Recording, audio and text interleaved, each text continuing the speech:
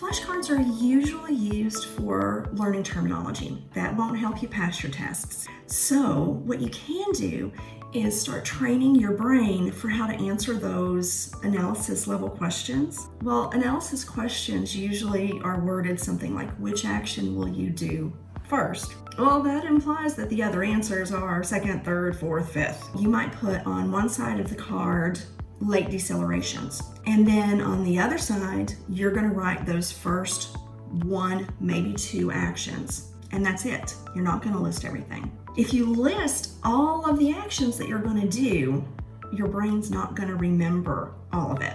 If you're studying medications, the things that you need to know are the therapeutic response, the side effect that you're most concerned about, and those are the things that you want your brain to be trained to instantly pull up.